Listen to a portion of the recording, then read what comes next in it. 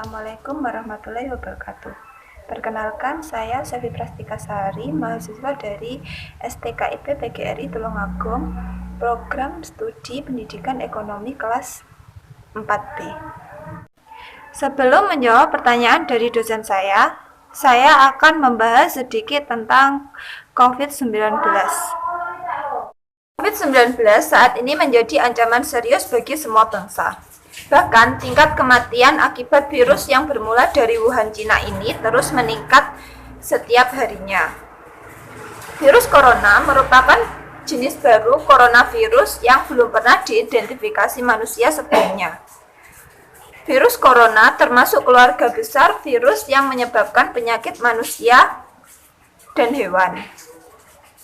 Pada manusia, virus corona menyebabkan penyakit flu biasa hingga penyakit yang serius seperti sindrom pernafasan akut. Virus yang sangat mencemaskan masyarakat hampir seluruh dunia hingga saat ini masih menyita perhatian banyak negara di dunia. Penyebaran virus corona masih menyebar secara global. Jumlah kasus baru positif corona bertambah cepat terutama di Cina. Semua hal tersebut membuat masyarakat resah dan takut tertular akan virus tersebut. Tak hanya masyarakat luar negeri, masyarakat Indonesia juga merasa resah dan waspada akan virus yang menyebar hampir seluruh belahan dunia. Mengingat pandemi ini mengancam kebutuhan dasar manusia, yakni keamanan diri, sehingga konsumen berbondong-bondong untuk menyelamatkan diri dengan sebisa mungkin membeli stok makanan dan minuman. Pemenuhan kebutuhan stok makanan dan minuman pun caranya berubah. Jika sebelumnya konsumen masih berjalan atau berkendara untuk membeli, akibat pandemi virus ini, konsumen harus membeli secara online. Kalaupun pembelian dilakukan secara offline, konsumen cenderung memilih untuk membeli kebutuhan yang jaraknya dekat. Tak hanya mengubah perilaku konsumen, COVID-19 juga mengubah perilaku produsen. Benar-benar, COVID-19 membekukan perekonomian dunia.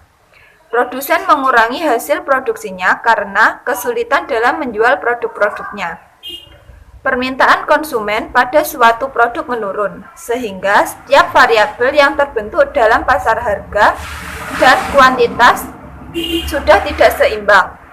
Bahkan, pandemi virus corona atau COVID-19 ini mengakibatkan banyak produsen yang gulung tikar karena produsen tidak dapat memproduksi barang dagangannya dan menjual hasil barang produksinya secara seimbang.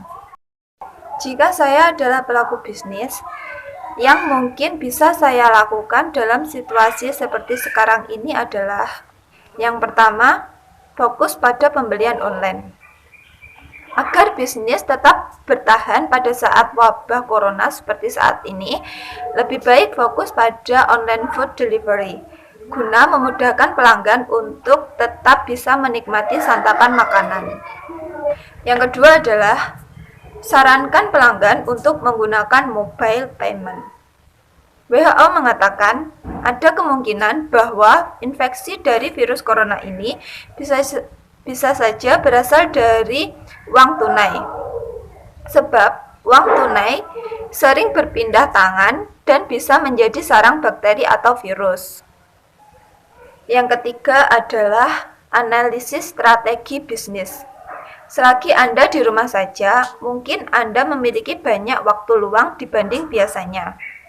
Ini adalah waktu yang tepat bagi Anda untuk menganalisis strategi bisnis apa yang telah Anda jalani. Yang keempat, tunjukkan komitmen Anda pada pelanggan.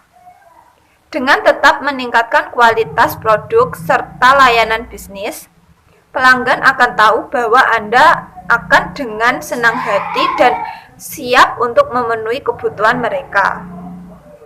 Yang kelima, pilih supplier lokal. Seperti yang Anda ketahui, pengiriman barang atau bahan baku dari luar negeri, terutama Tiongkok, masih mengalami keterlambatan. Guna mengatasinya, bisa memilih supplier lokal dibanding supplier luar negeri. Dan yang terakhir adalah manfaatkan dana darurat. Manfaatkanlah dana darurat untuk mengantisipasi hal-hal yang tidak diinginkan, terutama saat wabah corona seperti saat ini. Itu tadi sedikit penjelasan dari saya. Semoga dengan adanya video ini teman-teman bisa mengetahui perubahan yang terjadi di pasar internasional dan pasar Indonesia karena adanya COVID-19. Sekian video dari saya. Wassalamualaikum warahmatullahi wabarakatuh.